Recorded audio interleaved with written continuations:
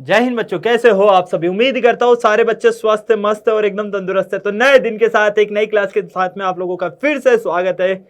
आज मैं आप लोगों को करवाने वाला हूं यहाँ पर बहुपद, इसको इंग्लिश में हम कहते हैं पॉलिनोमियल। अब आप लोगों ने ये चैप्टर तो बड़े अच्छे से और प्यारे तरीके से जो है पढ़ लिया है मुझसे। अब मैंने सोचा क्यों ना इसका फास्ट रिवीजन करवा दिया जाए एक बार। और मेन टॉपिक कहते हैं ना, जिसको हम शॉर्ट नोट्स कहते हैं, है ना, माइंड मैप कहते हैं। तो भाई साहब उसी फॉर्म में हम जो है इस लेक्चर को कंप्लीट करने वाले, बहुत ही कम टाइम में इस चैप्टर को जो है हम कंप्लीट कर देंगे। मेन टॉपिक के बारे में बात करेंगे जो आपको पता होना चाहिए, जहां से एग्जाम में आपके क्वेश्चन आते हैं। क्योंकि जब बारी आती है रिवीजन करने की तो हर बच्चा चाहता है कि कम टाइम में कैसे पूरे चैप्टर को कंप्लीट किया जाए, कम टाइम में कैसे उन सारी पॉइंट्स पर बात कर ली जाए जो कि हमारे एग्जाम के अकॉर्डिंग सबसे ज्यादा इंपॉर्टेंट है। आप लोगों को क्या करना है बेटा, इस पूरे सेशन को ध्यान से और अच्छे से देखना, अपने दोस्तों के साथ में शेयर करना बिल्कुल भी नहीं भूलना है। आज का ये सेशन आप लोगों के लिए इंपॉर्टेंट क्यों है, क्योंकि भाई अगर आपने ये बहुपद समझ लिया तो मैं गारंटी के साथ कह सकता हूं द्विघात समीकरण आप लोगों को बहुत अच्छे से समझ में आ जाएगा। क्योंकि द्विघात समीकरण और बहुपद ये दोनों एक दूसरे से जो है रिलेट करते हैं। कहां रिलेट करते हैं, कैसे रिलेट करते हैं, वो भी मैं आप लोगों को आगे बताने वाला हूं। ओके, तो आप लोग बिल्कुल ध्यान से और अच्छे से बने रहिएगा इस चैप्टर में, क्योंकि मैं शुरुआत करूंगा इसके बिल्कुल बेसिक पार्ट से और धीरे धीरे जो है इस चैप्टर के हम टॉपिक्स के बारे में भी बात करेंगे। तो बेटा सबसे पहले यहां पर मैं बात करता हूं आपके बीच में, चर क्या होता है भाई साहब। किसके बारे में बात करेंगे हम, चर के बारे में बात करेंगे। तो चर क्या होता है, जिस राशि का मान गणितीय प्रक्रियाओं में जो है बदलता रहता है। क्या करता रहता है, बदलता रहता है। फॉर एग्जांपल एक्स का मान आपने रख दिया 2, ठीक है।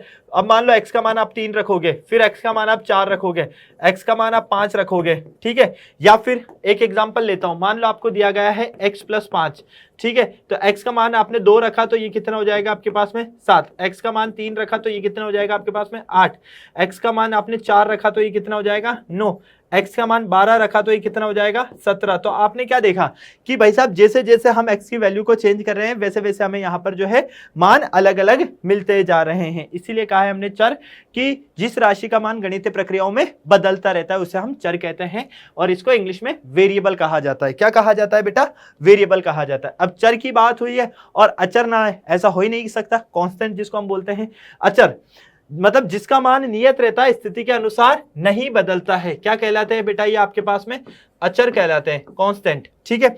फॉर एग्जांपल 5, 28, 25, 8, 7, 6, क्योंकि फिक्स है ये मान आपके कंफर्म है। 5 को हम 5 ही लिख सकते हैं। अब x + 5 है तो x का मान 1 रख दूंगा तब जाके 6 होगा, x का मान 4 रखूंगा तब जाके कुछ अलग मिलेगा, x का मान 12 रखूंगा तब जाके कुछ अलग मिलेगा। लेकिन 5 का तो 5 ही रखोगे, 6 को 6 लिखोगे, 8 को 8 ही लिखोगे, इसमें कोई चेंजेस कोई जो है डिफरेंस नहीं आने वाला है। ओके, तो ये बात आप लोगों को बहुत बढ़िया और प्यारे तरीके से समझ में आई है।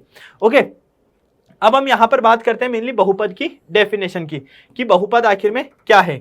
देखो भाई ध्यान से, बहुपद की अगर मैं बात करता हूं तो चर अचर के गुणांक तथा ऋणोत्तर घातांक के जोड़ घटाव या गुणन की क्रिया वाले बीज गणितीय व्यंजन को हम क्या कहते हैं, बहुपद कहते हैं। चर अचर के गुणांक तथा ऋणोत्तर घातांक, मतलब कि जो घात है वो कैसी होनी चाहिए, पॉजिटिव होनी चाहिए, के जोड़ घटाव या गुणन की क्रिया, इनके बीच में जोड़ना हो रहा है, घटाना हो रहा है, गुणा करना हो रहा है, इस क्रिया वाले बीज गणितीय व्यंजक जो भी होंगे आपको, उसको हम बीज गणित के अनुसार जो है हम क्या कहेंगे, बहुपद कहेंगे। ठीक, अब यहां पर देखते हैं कुछ और तरीके से भी हम लिख सकते हैं। हम यहां पर धनात्मक और ऋणात्मक चिन्हों से बने कई पदों को, धनात्मक और ऋणात्मक चिन्हों से बने कई पदों को, चिन्हों से बने कई पदों को जो है हम क्या कहते हैं, बहुपद कहते हैं। जनरली अगर इसके फॉर्म की बात की जाए, है ना, तो मैं आपको बता देता हूं पहले तो कि बहुपद को जो है हम px से या gx से डिनोट करते हैं। किससे डिनोट करते हैं बेटा, px से या gx से डिनोट करते हैं। क्लियर। अब यहां पर अर्थात ए नोट, यहां पर आप चाहो तो ए नोट लिख लो, मतलब कि ये ए नोट हो गया a1x + a2x² + a3x की पावर 3 + an(x की पावर n) वाले व्यंजकों को बहुपद कहते हैं। मतलब इसका अगर मैं आपसे कहता हूं व्यापक रूप क्या होगा, तो px बराबर इसको लिखेंगे हम a note + a1x + a2x² + a3x³ + an(x की पावर n), इस रूप में हम यहाँ पर लिखते हैं। अब आप देखो यहाँ पर जैसे आगे, यहाँ पर जैसे जैसे आप आगे बढ़ रहे हो तो चर की घात क्या हो रही है बेटा, बढ़ती जा रही है, आगे जो है आपको एक्स्ट्रा मिलती जा रही है। यहाँ घात 1 है, फिर यहाँ 2 है, फिर यहाँ 3 है, 4 5 6, इस तरह से घात कितनी है यहाँ पर, n घात है बेटा। कितनी घात है, n। ओके, अब ये जो आपको a0, a1, a2, a3 और ये an, ये सब जो नजर आ रहे हैं, ये क्या होगी बेटा आपके पास में, वास्तविक संख्या होती है। क्या होती है बेटा, वास्तविक संख्या होती है, जो कि धनात्मक भी हो सकती है और जो कि ऋणात्मक भी हो सकती है। ठीक है, और घात जो है वो क्या होगी बेटा आपके पास में, पूर्ण संख्या होगी। घात जो है वो पूर्ण संख्या होगी। घात यहाँ पर धनात्मक होगी। क्या होगी, एक तो धनात्मक होगी, ठीक है, और घात जो है भिन्न रूप में ना हो, भिन्न रूप में ना हो। ठीक है, क्लियर। घातें जो है पॉजिटिव रहेगी और भिन्न रूप में नहीं होनी चाहिए। तो ये हो गया आपके पास में बहुपद। फॉर एग्जांपल px बराबर आप ले लो 2x + 3, ठीक है, या फिर x² + 5x - 9। क्लियर। अब यहां पर आप देख रहे हो घात कैसी है बेटा, पॉजिटिव है, लेकिन घात भिन्न रूप में नहीं होनी चाहिए। ठीक, आप चाहो तो ये भी लिख सकते हो √3y + 6y² - 2। ठीक है, ये क्या है आपके पास में, बहुपद के एग्जाम्पल्स है। चर की घात जो है पॉजिटिव है और पूर्ण संख्या है। ठीक है, चर की घात कैसी होनी चाहिए, धनात्मक होनी चाहिए और पूर्ण संख्या के। यहाँ चर की घात 1 है, ध्यान रखना, यहाँ 2 है, यहाँ 1 है। रूट जो लगा वो 3 के ऊपर लगा हुआ है, ना कि y के ऊपर लगा हुआ है। अगर ये इस तरह से होता 3√y, ठीक है, और प्लस 6y² - 2, तो हम कहते हैं कि ये बहुपद नहीं है। क्यों, क्योंकि यहां से हम जो है रूट हटाते और y की घात 1/2 कर देते, जो कि आपके यहां पर भिन्न रूप में मिलती। क्लियर। क्या यहां तक आप लोगों को समझ में आ गया? किसी बच्चे को कोई दिक्कत, कोई परेशानी, किसी के मन में कोई क्वेश्चन नहीं? चलो अब हम बात करते हैं आगे बहुपद के प्रकार। मेनली बहुपद के जो प्रकार है वो 3 टाइप के होते हैं। कितने टाइप के होते हैं बेटा, 3 टाइप के होते हैं। ठीक, अब ये तीनों टाइप आप लोगों को बिल्कुल ध्यान से और अच्छे से पढ़ना है, अच्छे से समझना है। एक एक पॉइंट के बारे में हम बात करेंगे ताकि आपको किसी भी तरह की कोई दिक्कत, कोई परेशानी ना रहे। ओके, तो तीनों पॉइंट्स के बारे में हम यहाँ पर जो है बात करने वाले हैं।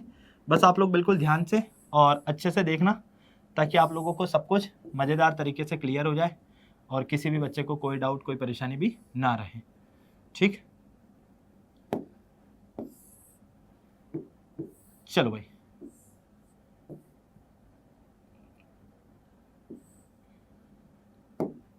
यहां पर आपको 3 टाइप नजर आ गए इनके। क्लियर, पहला, दूसरा और तीसरा। ठीक, पहला चर के आधार पर, चर के आधार पर। ठीक, दूसरा घात के आधार पर। किसके आधार पर, घात के आधार पर। और तीसरा पद के आधार पर, पद के आधार पर। तो बहुपद आपके कितने टाइप के हो गए बेटा, 3 टाइप के हो गया। पहला चर के आधार पर कि कितने चर हैं। फॉर एग्जांपल x चर है, y चर है, z चर है, या x y चर है, इस तरह से। ठीक है, क्लियर। दूसरा घात के आधार पर कि बहुपद की घात कितनी, 1 है, 2 है, 3 है, 4 है, 5 है। तीसरा पद के आधार पर कितने पद है, केवल 1 पद ही है, या 2 पद है, या 3 पद है, या 4 पद है। इस तरह से आपको ध्यान में रखना है। ओके, तो सबसे पहले हम देखते हैं यहाँ पर चर के आधार पर, बेस्ड ऑन वेरिएबल। चर के आधार पर जो है बहुपद कितने प्रकार के होते हैं बेटा, 3 प्रकार के होते हैं। चर के आधार पर बहुपद 3 प्रकार के होते हैं। पहला 1 चर वाले बहुपद, 2 चर वाले बहुपद और 3 चर वाले बहुपद। ऐसा बहुपद जिसमें केवल और केवल 1 चर हो, जैसे कि x, y, z कुछ भी हो सकता है, तो उसे 1 चर वाले बहुपद कह सकते हैं। 2 चर वाले बहुपद, ऐसा बहुपद जिसमें चरों की संख्या कितनी हो, 2 हो, उसे हम 2 चर वाले बहुपद कहेंगे। तीसरा ऐसा बहुपद जिसमें चरों की संख्या 3 हो, 3 चर वाले बहुपद कहेंगे। फॉर एग्जांपल आप यहां पर देख सकते हो 1 चर वाले बहुपद जिसको हम 1 वेरिएबल कहते हैं। क्या कहते हैं बेटा, 1 वेरिएबल कहते हैं। तो ऐसा बहुपद जिसमें सिर्फ और सिर्फ 1 चर हो, वह 1 चर वाले बहुपद कहलाते हैं। जैसे कि आप यहां पर देख रहे हो केवल और केवल आपके पास में x चर हैं। ठीक है, क्लियर। 2 चर वाले बहुपद, ऐसे बहुपद जिसमें चरों की संख्या कितनी है, 2 है। क्या है बेटा, चरों की संख्या 2 है, उसे हम 2 चर वाले बहुपद कहते हैं। एक ये रहा और एक ये रहा। क्या कोई दिक्कत, कोई परेशानी, मन में कोई क्वेश्चन बताओ भाई जल्दी से। किसी भी बच्चे के माइंड में कोई क्वेश्चन, कोई डाउट, कोई परेशानी नहीं? मेरे ख्याल से यहाँ तक तो आप लोगों को बड़े प्यार से और अच्छे से समझ में आ गया है। तीसरी बात करते हैं तीन चर वाले बहुपद। ऐसे बहुपद जिसमें चरों की संख्या कितनी है, 3 है, उसे हम तीन चर वाले बहुपद कहते हैं। फॉर एग्जाम्पल यहाँ x चर है, यहाँ y चर है और यहाँ z चर है। तो कितने चर हो गए बेटा आपके पास यहाँ पर, 3 चर हो गए टोटल। कितने चर हो गए, 3 चर हो गए। तो एक चर वाले बहुपद मतलब केवल और केवल एक चर होगा, या तो x y z कोई सा भी हो सकता है, a b c कुछ भी हो सकता है, p q r कुछ भी हो सकता है, लेकिन चर केवल और केवल एक होना चाहिए। दो चर वाले बहुपद, ऐसे बहुपद जिसमें चरों की संख्या कितनी हो, 2 हो, x और y हो, y और z हो, p और q हो, a और b हो, केवल 2 चर होने चाहिए, कुछ भी हो, ठीक है, जैसे कि आपने ये देखा। तीसरा तीन चर वाले बहुपद, एक चर x आ गया, एक चर y आ गया और एक चर z आ गया। तो इस तरह से आपको ये यहाँ पर मिलता है। अब बताओ किसी को कोई दिक्कत परेशानी नहीं। चलिए नेक्स्ट देखते हैं हम घात के आधार पर। घात के आधार पर बहुपद कितने प्रकार के होते हैं, 4 प्रकार के होते हैं। कितने प्रकार के होते हैं बेटा, 4 प्रकार के होते हैं। पहला होता है आपके पास में शून्य बहुपद। क्या होता है बेटा, शून्य बहुपद। दूसरा होता है आपके पास में रेखिक बहुपद। तीसरा होता है द्विघात बहुपद और चौथा होता है त्रिघात बहुपद। देखो शून्य बहुपद मतलब ऐसा बहुपद जिसकी घात कितनी हो, 0 हो, उसे हम शून्य बहुपद कहेंगे। रेखिक बहुपद या एक घात वाले बहुपद दोनों एक ही बात है। रेखिक बहुपद ऐसे बहुपद जिसमें चर की अधिकतम घात कितनी हो, 1 हो। ऐसा बहुपद जिसमें चर की अधिकतम घात कितनी हो, 1 हो, उसे हम रेखिक बहुपद कहेंगे। द्विघात बहुपद ऐसा बहुपद जिसमें चर की अधिकतम घात कितनी हो, 2 हो, उसे हम द्विघात बहुपद कहते हैं। और त्रिघात बहुपद ऐसा बहुपद जिसमें चर की जो है अधिकतम घात 3 हो। ठीक है, चलो अब हम यहां पर देखते हैं, बिल्कुल ध्यान से और अच्छे से समझना। पहला देखते हैं शून्य बहुपद, इसको इंग्लिश में कहते हैं जीरो पॉलिनोमियल। px बराबर 0 को शून्य बहुपद कहते हैं क्योंकि इसकी घात बताई नहीं जा सकती है। 3 4 5 6 7 कुछ भी ले लो आप। ओके, फिर आता है आपके पास में रेखिक बहुपद। क्या आता है, रेखिक बहुपद ऐसा बहुपद जिसकी घात 1 हो, हम रेखिक बहुपद कहते हैं। फॉर एग्जाम्पल x + 5, ठीक है, 9x - 3, ठीक है, -5y + 6। अब देखो यहां पर चर की जो अधिकतम घात है कितनी है आपके पास में, 1 है। चर की अधिकतम घात कितनी है बेटा, 1। बस हमें चर की अधिकतम घात देखनी है। ज्यादा से ज्यादा चर की घात अगर 1 है तो वो रेखिक बहुपद होगा, है ना तो कम होनी चाहिए ना उससे ज्यादा होनी चाहिए। क्लियर। नेक्स्ट आता है आपके पास में द्विघात बहुपद। अब अगर मैं इसके व्यापक रूप की बात करता हूं तो px बराबर, इसको लिखेंगे हम ax + b, जहां a not equal to 0, a की वैल्यू 0 के बराबर नहीं होगी, a की वैल्यू 0 के बराबर नहीं होगी। द्विघात बहुपद जिस बहुपद में चर की घात कितनी हो, 2 हो। ठीक, अगर मैं इसके व्यापक रूप की बात करता हूं तो ये हो जाएगा मेरे पास में px बराबर ax² + bx + c, ठीक है, जहां a not equal to 0। a की वैल्यू 0 के बराबर क्यों नहीं होनी चाहिए, मान लो a की वैल्यू 0 के बराबर होगी, a की जगह 0 रख दोगे तो 0 × x² कितना हो जाएगा, 0 हो जाएगा, तो bx + c मिलेगा जो कि आपका रेखिक बहुपद बन जाएगा। इसलिए हमने कहा है कि a की वैल्यू जो है 0 के बराबर नहीं होना चाहिए। ठीक, clear. For example 2x² + 5x - 3, या फिर 5 -5p² + 6x + 12, ठीक, या फिर और भी ले सकते हैं हम 12x² + 6। ये भी आपका द्विघात बहुपद का उदाहरण है, क्योंकि चर की घात देखनी है हमें, बाकी से हमें कोई मतलब नहीं है, पद कितने भी हमें वो नहीं देखना, हमें तो सिर्फ यहाँ पर चर के आधार पर पढ़ रहे हैं तो चर की घात देखनी है। ठीक, नेक्स्ट आता है आपके पास में त्रिघात बहुपद। त्रिघात बहुपद क्या होता है, जिस बहुपद में चर की घात कितनी हो, 3 हो। जिस बहुपद में चर की घात अधिकतम कितनी हो, 3 हो। इसका अगर मैं व्यापक रूप देखता हूं तो वो मिलता है मुझे px बराबर ax³ + bx² + cx, और ठीक है, और प्लस d, जहां a not equal to 0। Clear. अब देखो इसमें चर की अधिकतम घात कितनी, 3, इसमें चर की अधिकतम घात कितनी, 3। मैक्सिमम वैल्यू पर देखनी है, ठीक है, क्लियर। ये हो गया आपके पास में घात के आधार पर। आगे चलते हैं, अगला आता है यहां पर आपके पास में पद के आधार पर, बेस्ड ऑन टर्म्स। ठीक है, यहां टर्म्स आएगा, इधर टर्म्स कर लेना, ठीक है, शायद पीछे भी यही पंगा हो रहा होगा, डिग्री तो हमने पढ़ ही लिया है, टर्म्स कर लेना यहाँ पर। ओके, टर्म्स, चलो छोड़ो, लिख लेना आप तो।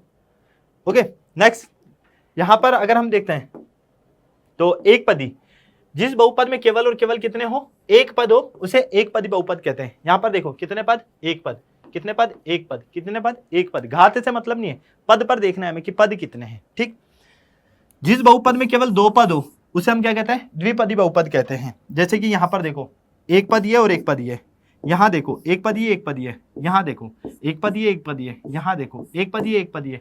घात से कोई मतलब नहीं है, पद की जब बात की जा रही है तो पद देखना है हमें। ठीक, त्रिपदी बहुपद, त्रिपदी बहुपद क्या होगा, जिस बहुपद में केवल तीन पद हो, त्रिपदी बहुपद कहलाता है। कितने पद हो, तीन पद, एक, दो और तीन, एक, दो और तीन। जब घात की बात कर रहे हो, घात के आधार पर देख रहे हो तो चर की घात देखनी है। जब पद की बात कर रहे हो तो केवल और केवल पद देखने, घात नहीं देखनी उस टाइम पर। ओके बेटा, क्लियर यहां तक। चलिए अब बहुपद के शून्यक का ज्यामितीय अर्थ है ना। अब देखो बहुपद की जितनी घात है ना, बहुपद की जितनी घात उतने शून्यक। अगर बहुपद की घात एक है, कितनी है बेटा, एक घात है तो एक शून्यक। अगर घात यहां पर मान लो दो है तो दो शून्यक मिलेंगे, घात तीन है तो तीन शून्यक मिलेंगे। ठीक, इधर मान लो जैसे कि अल्फा शून्यक होगा, इधर अल्फा और बीटा शून्यक होगा, इधर अल्फा बीटा और गामा शून्यक होगा। ठीक, जितनी घात उतने शून्यक। क्लियर। अब देखो सबसे पहले अगर हमारे पास में कोई ग्राफ दे दिया जाता है, यहां से एक नंबर का क्वेश्चन सीधा सीधा सा पूछ लिया जाता है। ठीक है, अब दो कंडीशन से चलती है ग्राफ। इसका पहला तो मैं बता देता हूं, इसका जो ग्राफ बनेगा है ना, कैसा बनेगा, परवलय के आकार का बनेगा, पैराबोला। ठीक है, परवलय के आकार का जो है इसका ग्राफ बनता है, ये ध्यान में रखना, क्योंकि आकार बहुत सी बार पूछ लिया जाता है कि द्विघात बहुपद का जो है यहां पर किस तरह का यहां पर बनता है ग्राफ। ठीक है, अब ग्राफ जितने पॉइंट पर काटेगा उतने शून्यक हो जाएंगे। देखो एक्स अक्ष को कितने पॉइंट पर काट रहा है, दो पॉइंट पर, कितने शून्यक, दो शून्यक होंगे इस बहुपद के। इधर भी कितने पॉइंट पर काट रहा है एक्स अक्ष को, ये ग्राफ एक्स अक्ष को कितने पॉइंट पर काट रहा है वो आप देखो, तो इधर भी कितने, दो शून्यक हो जाएंगे। ठीक, यहां पर एक्स अक्ष को केवल इस पॉइंट पर छू रहा है, यहां पर एक्स अक्ष को केवल इस पॉइंट पर छू रहा है। ठीक, अब ग्राफ ऊपर की तरफ बनेगा या नीचे की तरफ बनेगा, ये डिपेंड करता है इस पॉइंट पर, ए का मान 0 से बड़ा है या ए का मान 0 से छोटा है। ठीक है, अब अगर मैं आपसे बात करता हूं तो यहां क्या होगा, केवल एक शून्यक, केवल एक शून्यक। ठीक, यहां से दो शून्यक, आपको कितने मिलते हैं, दो शून्यक मिलते हैं। क्यों, क्योंकि ग्राफ एक्स अक्ष को कितने पॉइंट पर काट रहा है, दो पॉइंट पर काट रहा है। क्लियर। नेक्स्ट इधर देखते हैं, ग्राफ एक्स अक्ष को कितने पॉइंट पर काट रहा है, किसी भी पॉइंट पर नहीं, तो कोई शून्यक नहीं। ठीक, जितने पॉइंट पर काटा उतने शून्यक, जितने पॉइंट पर काटा उतने शून्यक, यहां काट ही नहीं रहा है तो कोई शून्यक नहीं। बस ये आप लोगों को ध्यान रखना है। क्या ये कहानी समझ में आ गई? मुझे लगता है कि यहां तक तो आप लोगों को क्लियर हो गया होगा। ठीक है, आओ देखो अब हम बात करते हैं द्विघात बहुपद के शून्यक, है ना, द्विघात बहुपद का शून्यक। अगर आपके पास में एक द्विघात बहुपद है, ये इसका व्यापक रूप होता है p x equal a x square plus b x plus c. द्विघात बहुपद के दो शून्यक होते हैं, है ना, शून्यक होते हैं। उन्हें ग्रीक अक्षर में अल्फा और बीटा से व्यक्त किया जाता है। मतलब ये है a x square plus b x plus c. ठीक, जहां ए नॉट इक्वल टू क्या रहेगा, 0। इसके दो शून्यक होंगे, एक अल्फा होगा और एक बीटा होगा। ठीक है, क्लियर, पहली बात। नेक्स्ट, बहुपद के शून्यक एवं गुणांकों में संबंध, है ना। आई बात समझ में? इधर देखो ध्यान से, क्योंकि ये बड़ी मजेदार है। अगर आपके पास में एक बहुपद है a x square plus b x plus c, ये द्विघात बहुपद है जहां कंडीशन है ए नॉट इक्वल टू 0 की। इसके दो शून्यक होंगे, एक अल्फा और एक बीटा। क्लियर, क्या होगा, एक अल्फा होगा और एक बीटा होगा, है ना। तो अच्छा मैं यही बता देता हूं, फिर इधर ही मैं बता देता हूं। एक मिनट, उदाहरण ले लेंगे, चलो इधर, है ना, यहां मैं समझा देता हूं आपको।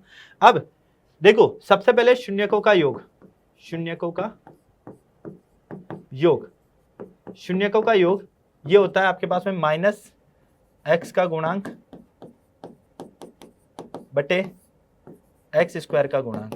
ठीक है, क्लियर। मतलब इसको लिखते हैं हम अल्फा प्लस बीटा बराबर माइनस बी बाय ए, पहली पॉइंट। ठीक, दूसरा शून्यकों का गुणनफल, शून्यकों का गुणनफल, इसको लिखते हैं हम अचर पद बटे एक्स स्क्वायर का गुणांक, ठीक। तो यहाँ से अल्फा इंटू बीटा बराबर हो जाएगा सी बाई ए। क्लियर? चलो यहाँ से ध्यान से देखना। अब आप यहाँ से देखते हो तो आपके दिमाग में जैसे कि एक द्विघात बहुपद दिया है 2x square minus 8x plus 6, इसके शून्यक निकालने और शून्यकों का गुणनफल और गुणांकों में संबंध भी आपको बताना है। तो इसके गुणनखंड कर देता हूं, तो 2x square minus 6x minus 2x plus 6, ठीक है। बीच वाले पद को इस तरह से तोड़ो कि जोड़ने घटाने पर तो बीच वाला पद मिले, गुणा करने पर पहले और अंतिम पद का गुणनफल मिले। यहां से कॉमन ले लेंगे 2 और x, तो इधर मिलेगा आपको x माइनस 3, यहां से माइनस 2 कॉमन ले लेते हो तो x माइनस 3, ये हो गया 2x माइनस 2 और x माइनस 3, तो दोनों को 0 के बराबर कर दो, ठीक है। तो यहाँ से 3 आ गया, ठीक है, कोई दिक्कत कोई परेशानी आपको नहीं होगी। यहाँ से 2x माइनस 2 बराबर 0, तो फाइनली यहाँ से हो जाएगा आपके पास में x बराबर 2/2, ठीक है। तो यहाँ से x का मान, समझना मेरी बात, यहाँ से x का मान कितना आएगा आपके पास में 1 आएगा, ठीक। इधर देखो x माइनस 3 बराबर करोगे 0, तो x बराबर हो जाएगा 3। क्लियर? ये आपको बात समझ में आ गई है। अब देखो ये अल्फा का मान आ गया और ये बीटा का मान आ गया। अल्फा प्लस बीटा बराबर क्या होता है minus b by a. Alpha का मान कितना है 1, बीटा का मान कितना है 3, बराबर माइनस बी का मान कितना है यहाँ से माइनस के 8 और ए का मान कितना है 2। भाई ए का मान ये रहा, बी का मान ये रहा और सी का मान ये रहा, तो यहाँ से हो जाएगा 4/4, मतलब ये आपका एकदम सही है, ठीक।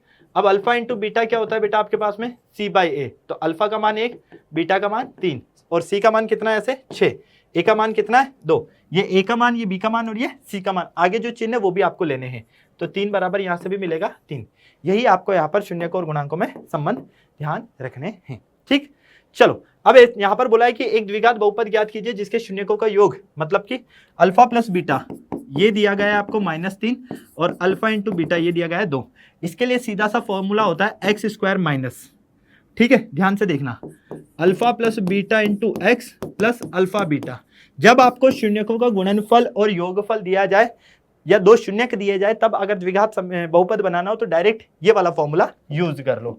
तो यहां से बेटा आपके पास में हो जाएगा अल्फा प्लस बीटा कितना दिया गया है आपको -3, माइनस ये -3 और x plus alpha into beta कितना दिया है 2, तो x square plus 3x plus 2, ये आपको द्विघात बहुपद यहां पर मिलता है। क्या किसी बच्चे के माइंड में कोई क्वेश्चन, कोई डाउट, किसी तरह की कोई परेशानी नहीं होगी? मुझे लगता है यहां तक तो आप लोगों को सब कुछ बहुत प्यारे और अच्छे तरीके से समझ में आ गया होगा। देखो यहां पर ध्यान रख लेना, ए का मान कितना है, हम क्या कर रहे हैं भाई, इसको तुलना कर दो, x square plus b x plus c से तुलना कर दो। तो एक्स स्क्वायर मतलब ए क्या है एक्स स्क्वायर का गुणांक, बी क्या है एक्स का गुणांक और सी अचर पद। तो यहाँ एक्स स्क्वायर का गुणांक कितना है 2 और एक्स का गुणांक कितना है -8 और अचर पद कितना है 6। बस यही तो मैंने मान उठा कर रखे हैं। छोटी छोटी सी चीजों पर अगर बेटा आपने ध्यान दिया, फोकस किया ना, मैं गारंटी के साथ कहता हूँ सब कुछ कर लोगे आप, सब कुछ। ओके चलिए नेक्स्ट हम देखते हैं इसके आगे अगला त्रिघात बहुपद। त्रिघात बहुपद के कितने शून्य होंगे 3, जैसे कि पी एक्स बराबर ax³ plus bx square plus cx plus d। अब इसके 3 शून्यक होंगे बेटा, कितने शून्यक, अल्फा बीटा और गामा, ठीक है। अब इसमें 3 कंडीशन आएगी बहुपद और इसके गुणांकों में संबंध की। पहला तो शून्यकों का योगफल, ये होता है आपके पास में -b/a। दूसरा होता है शून्यकों का गुणनफल और उनका योग, तो alpha beta beta gamma plus gamma alpha, ये होता है c/a। और शून्यकों का गुणनफल alpha beta gamma -d/a। a से मतलब क्या है यहाँ पर x³ का गुणांक, ठीक है, a से मतलब है x³ का गुणांक, b से मतलब है एक्स स्क्वायर का गुणांक, ठीक है, c से मतलब है x का गुणांक और d से मतलब है अचर पद। वैसे ये बोर्ड एग्जाम में से हटा दिया गया है बच्चों के टॉपिक, लेकिन फिर भी मैंने बता दिया है ताकि आपको किसी तरह की कोई दिक्कत कोई परेशानी ना रहे। अब बताओ क्या किसी को कोई प्रॉब्लम, किसी को कोई डाउट, किसी के मन में कोई क्वेश्चन नहीं होगा? ओके तो बेटा आज की इस क्लास में मैंने आप लोगों को यहाँ पर बहुपद का बहुत ही शॉर्ट और प्यारे तरीके से जो है रिवीजन करवा दिया है। आई होप आप लोगों को सभी को बहुत प्यारे और अच्छे तरीके से समझ में आया होगा, किसी भी बच्चे को किसी तरह की कोई दिक्कत कोई परेशानी नहीं रही होगी। आप लोग बस इसको यहाँ पर ये पॉइंट ध्यान में रखना, ये एग्जाम में जो है सीधा सीधा से क्वेश्चन पूछ लिया जाता है। ओके, तो सेशन में मजा आया तो सेशन को लाइक कीजिएगा, शेयर कीजिएगा अपने दोस्तों के साथ में, और कमेंट बॉक्स में मुझे जरूर बताइएगा कि आज का ये सेशन कैसा लगा है और नेक्स्ट किस कौन से चैप्टर का जो है आप लोग फास्ट रिवीजन चाहते हो। तो फिर मिलेंगे बेटा हम नेक्स्ट क्लास में, तब तक सारे बच्चे स्वस्थ रहे, मस्त रहे, तंदुरुस्त रहे, शानदार जबरदस्त जिंदाबाद के साथ में। जय हिंद और बाय बाय।